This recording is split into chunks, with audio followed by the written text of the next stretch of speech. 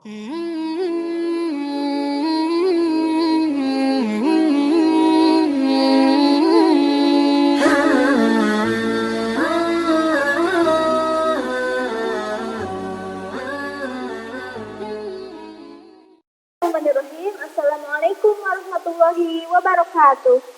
Baik anak-anak, pada pertemuan kita yang kedua ini, insya Allah materi yang akan kita bahas adalah memahami kedudukan dan fungsi Pancasila.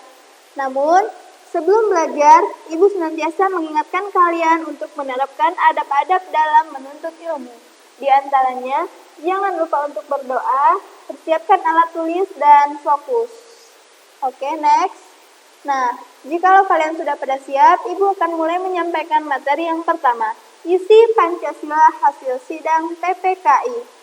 Sebelumnya, kita sudah pernah membahas tentang hasil keputusan sidang PPKI atau Panitia Persiapan Kemerdekaan Indonesia yang dalam bahasa Jepangnya disebut Dokuritsu Junbi Inkai yang diputuskan pada 18 Agustus 1945. Adapun poin yang pertama, ketuhanan yang Maha Esa, di mana pada poin pertama ini mengandung makna bahwa masyarakat Indonesia meyakini akan keberadaan Tuhan sebagai pencipta segala yang ada di langit dan di bumi, beserta isinya, di mana dengan itu mengandung konsekuensi bahwa kita harus melaksanakan apa yang diperintahkan dan apa yang dilarang. Sedangkan kata Esa di sini mengandung makna bahwa Tuhan yang diyakini itu bersifat tunggal atau satu. Satu-satunya Tuhan yang berhak untuk disembah. Yang kedua, berbunyi kemanusiaan yang adil dan beradab. Nah, ini mengandung makna bahwasanya masyarakat Indonesia meyakini atau mengakui bahwa kedudukan manusia atau kedudukan bangsa yang hidup di Indonesia ini adalah sederajat dan sama. Artinya, setiap bangsa Indonesia, setiap warga negara mempunyai hak dan kewajiban yang sama, yaitu sebagai warga negara Indonesia. Yang ketiga, Persatuan Indonesia. Nah, ini berarti bahwa sebagaimana termaktub dalam Bhinneka Tunggal Ika, berbeda-beda tetapi tetap satu. Meskipun masyarakat Indonesia berbeda-beda dari segi suku, golongan, dari segi agama, budaya, bahasa, tetapi kita semua menjadi satu. Satu sebagai rakyat Indonesia yang sama-sama berjuang dan bersatu untuk melawan penjajah dan memperoleh kemerdekaan melalui hasil jerih payah kita sendiri. Yang keempat, kerakyatan yang dipimpin oleh hikmat kebijaksanaan dalam permusyawaratan perwakilan.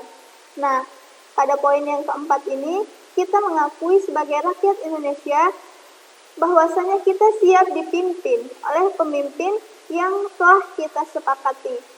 Dengan syarat pemimpin itu harus jujur dan adil.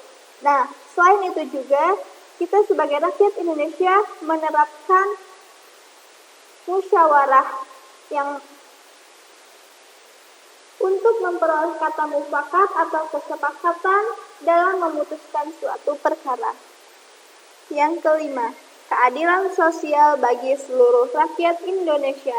Nah, ini merupakan salah satu tujuan negara bahwasanya setiap warga negara berhak untuk memperoleh keadilan. Oke, next. Nah, selanjutnya Pancasila sebagaimana yang sudah kita kenal sudah ada sejak zaman Majapahit. Termaktub dalam kitab Sutasoma dan Negara Kertama. Nah, kita juga sudah belajar bunyi Pancasila dalam bahasa Sanskerta. Panca berarti 5 dan sila berarti dasar atau asas. Pancasila ini pertama kali dikenalkan oleh Presiden Soekarno pada sidang BPUPKI pertama, tepatnya pada 1 Juni 1945. Dan beliau juga sempat mengajukan usul terkait dasar negara Indonesia. Oke, next. Nah, Ini adalah yang termaktub dalam kitab Negara Kertama. Ibu mengingatkan kembali terkait bahasa Sanskerta yang pernah diajarkan ya. Ini artinya dan lafalnya next. Selanjutnya tentang naskah Piagam Jakarta. Ada 7 kata yang dihapus. Pada tanggal 17 Agustus 1945 ditetapkan bahwa dasar negara Indonesia poin atau pasal yang pertama berbunyi, ketuhanan dengan kewajiban menjalankan syariat Islam bagi pemeluk-pemeluknya. Nah, akan tetapi ini tidak berlangsung lama, hanya berlangsung dari jam 10 hingga jam 19.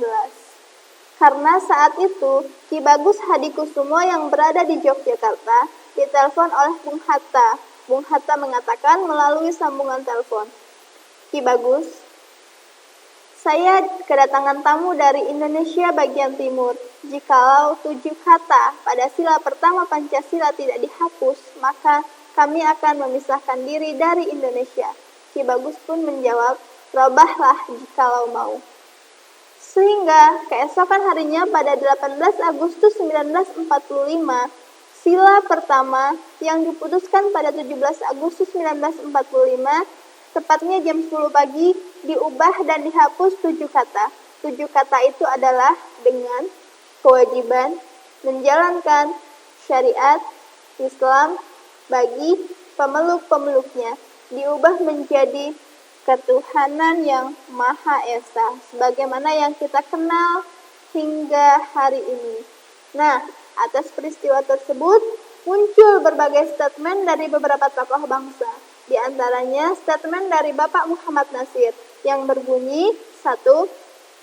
Pada tanggal 17 Agustus 1945, seluruh rakyat Indonesia bersukaria karena merdeka. Yang kedua, pada tanggal 18 Agustus 1945 merupakan hari pengorbanan umat Islam. Oke, next. Selanjutnya tentang fungsi dan peran Pancasila. Pertama, Pancasila sebagai jiwa bangsa Indonesia. Setiap bangsa dan negara tentu memiliki jiwa. Nah, dalam hal ini Pancasila menjadi jiwa bangsa Indonesia. Karena Pancasila sendiri telah ada sejak bangsa Indonesia lahir, yaitu sejak proklamasi kemerdekaan. Kedua, Pancasila sebagai kepribadian bangsa Indonesia, yaitu Pancasila memberikan cara khas bagi bangsa Indonesia, yang mana Pancasila membedakan bangsa Indonesia dengan bangsa yang lainnya. Yang ketiga, Pancasila sebagai sumber dari segala sumber hukum, di mana setiap hukum atau aturan yang ingin dibuat oleh pemerintah negara harus bersumber dan tidak boleh bertentangan dengan butir-butir Pancasila. Yang keempat, Pancasila sebagai cita-cita dan tujuan bangsa, yaitu untuk menciptakan masyarakat yang adil dan makmur, sehingga cita-cita dari bangsa itu sendiri harus selaras dengan isi dari Pancasila yang sudah kita sepakati sebagai dasar negara. Selanjutnya, Pancasila sebagai perjanjian luhur. Nah, ini sebagaimana yang sudah disepakati dalam sidang PPKI dan telah diputuskan hasilnya pada 18 Agustus 1945. Selanjutnya, Pancasila sebagai moral pembangunan, di mana Pancasila dijadikan sebagai kerangka, acuan, parameter, tolak ukur, arah dan tujuan daripada pembangunan. Selanjutnya, Pancasila sebagai asas dalam kehidupan berbangsa dan negara. Nah, berikutnya, sampai di sini dulu pembahasan kita. Tetap sehat dan menyenangkan belajar di rumah. Ibu akhiri, wassalamualaikum warahmatullahi wabarakatuh.